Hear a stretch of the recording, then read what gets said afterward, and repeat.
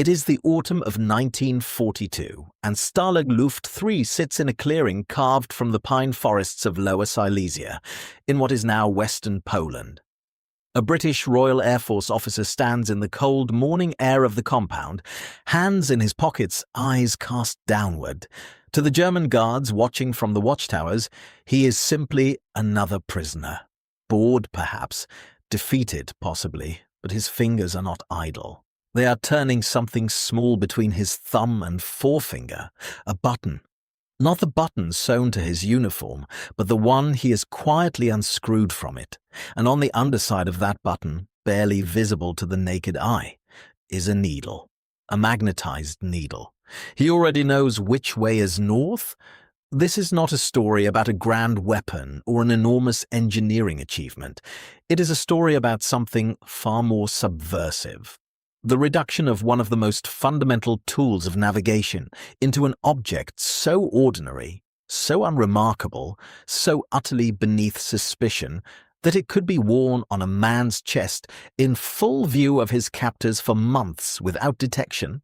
The button compass was one of the most elegant pieces of British intelligence tradecraft, produced during the Second World War. It saved lives. It enabled escapes, and it existed, in the most literal sense, hiding in plain sight. To understand why it mattered, you have to understand what it felt like to be a prisoner of war in the German camp system of the early 1940s. You also have to understand what the men who designed it were up against, and why the simple question of which way is north could mean the difference between life and death. By 1940, the German prisoner of war camp network had already begun to expand with alarming speed. The fall of France in June of that year sent tens of thousands of Allied soldiers into captivity. The Battle of Britain and the sustained strategic bombing campaign that followed meant that Royal Air Force aircrews were being shot down over occupied Europe at a rate that filled the dedicated Luftwaffe-run camps, the Stalags, with growing regularity.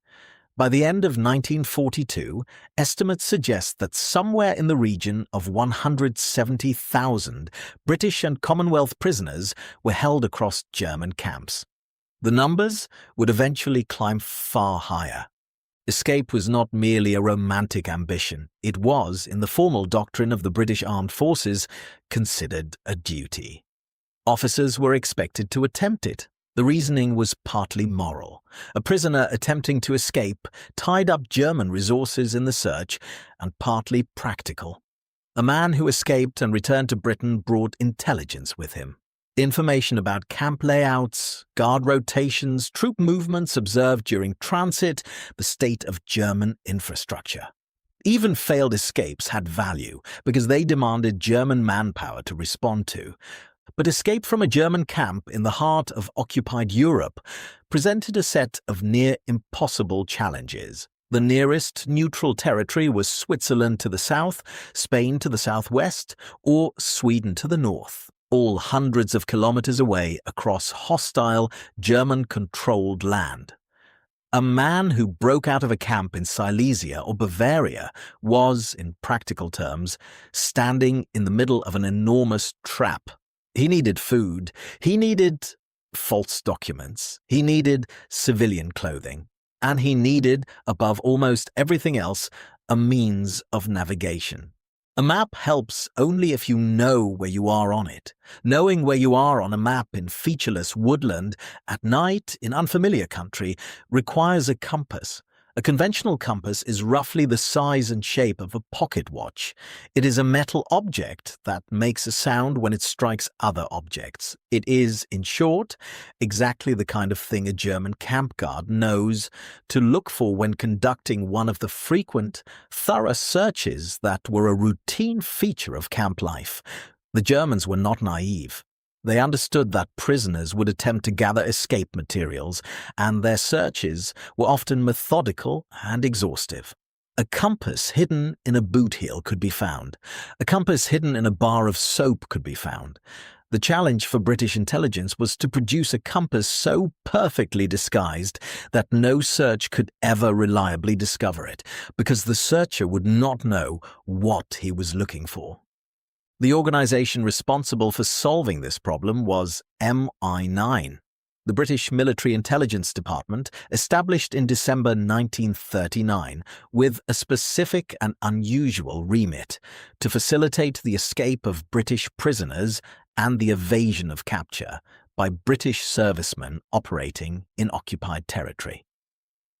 MI9 worked from offices in Wilton Park in Beaconsfield and later from a requisition building in London, and it drew on a collection of inventors, craftsmen and lateral thinkers who approached the problem of escape aids with a creativity that bordered on the artistic. The driving intellectual force behind much of MI9's escape equipment was a man named Christopher Clayton Hutton, known to his colleagues simply as Clutty. Hutton was not a conventional military man. He was a journalist and publicist by background, a lateral thinker by temperament, and someone who had spent a great deal of his pre-war career thinking about illusions, stunts, and the gap between how things appeared and what they actually were. He was, in other words, almost perfectly suited to the challenge of making navigation instruments invisible. Hutton worked alongside a team of craftsmen and engineers, and the button compass was one of the most refined results of their collective ingenuity. The design was, in its final form, deceptively straightforward. A standard Royal Air Force uniform button measured roughly 22 millimeters in diameter, roughly the width of a British 2-pence coin. The button compass used this same outer dimension and the same general appearance. It was made in 2 halves. The front half was indistinguishable from a standard uniform button, the same domed profile, the same color treatment, typically a dark blue-gray for RAF uniforms, the same number of thread holes. A guard running his fingers along the front of a prisoner's tunic would feel nothing unusual. The rear half was where the mechanism lived. The back of the button was slightly deeper than a standard button, by perhaps 2 or 3 millimeters, a difference nearly impossible to detect by touch alone. Inside this shallow cavity, a magnetized steel needle was suspended on a pivot pin. The needle was roughly 15 millimeters long, tapered to fine points at each end. One end, typically the north-seeking end, was distinguished by a small indentation or a difference in finish, enough to tell direction in low light once a man knew what he was looking for. To use the device, a prisoner would unscrew the button. The 2 halves were joined by a simple threaded connection requiring perhaps 2 full rotations to separate and place the back half on a flat surface or suspended on a thread. The needle, freed from its resting position, would rotate to align with the Earth's magnetic field and come to rest pointing north. The whole operation, from unscrewing to reading, took perhaps 15 seconds in darkness, in silence, in a forest. The button could then be reassembled and sewn back into place before morning roll call. The manufacturing of these devices was contracted through civilian firms who had been brought into the secret supply chain that MI9 maintained for escape aids. The exact production numbers remain partially classified even today, but estimates drawn from post-war accounts and declassified MI9 operational records suggest that several tens of thousands of button compasses were produced during the war years in varying designs to match the buttons of different service uniforms. There were versions for the Royal Navy, versions for Army officers, versions designed to match civilian suit buttons for use by Special Operations executive agents operating in occupied Europe. The genius of the system was its scalability. The button compass looked like a button because it was made to the same standards and by the same processes as a button. Distributing escape aids to prisoners required ingenuity equal to the manufacture of the aids themselves. MI9 developed a network of legitimate-seeming organizations, charitable bodies nominally set up to send parcels and recreational materials to prisoners of war that served as cover for the delivery of escape equipment. Parcels sent through these channels contained compasses hidden inside the spines of books, inside the handles of shaving brushes, inside the soles of specially constructed shoes. But the button compass had an advantage that none of these concealments possessed. It was already in place before a man was captured. From 1941 onwards, aircrew and certain other servicemen were being issued uniforms with button compasses already sewn into them as a matter of routine. A man shot down over France or Germany in 1943 was, in all likelihood, already wearing his compass when he hit the ground. He did not need a parcel from a fictitious charity. He did not need a contact inside the camp.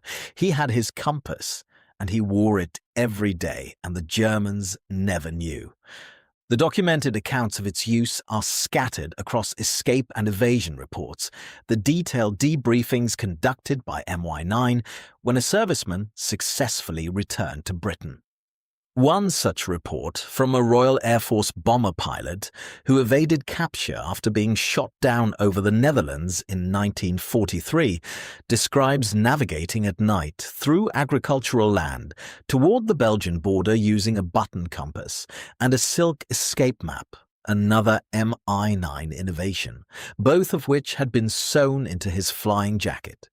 He noted that the compass was the single most useful item he carried. If you are finding this interesting, a quick subscribe helps more than you know.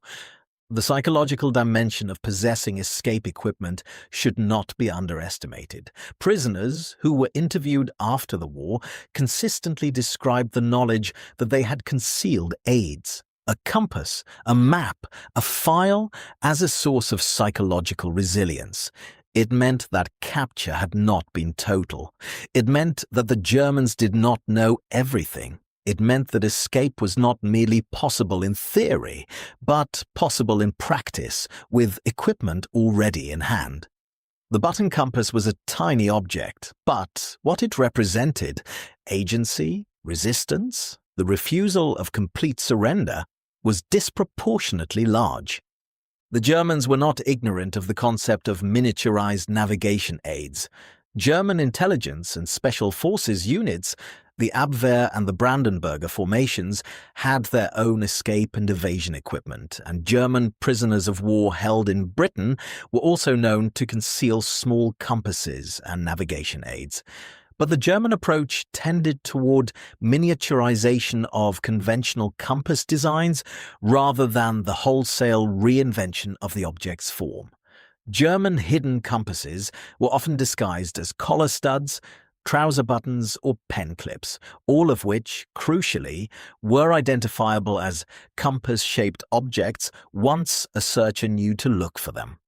The American Office of Strategic Services, the OSS, predecessor to the CIA, worked closely with MI9 and adopted many of its escape aid designs, including variants of the button compass, for issue to American servicemen from 1942 onwards.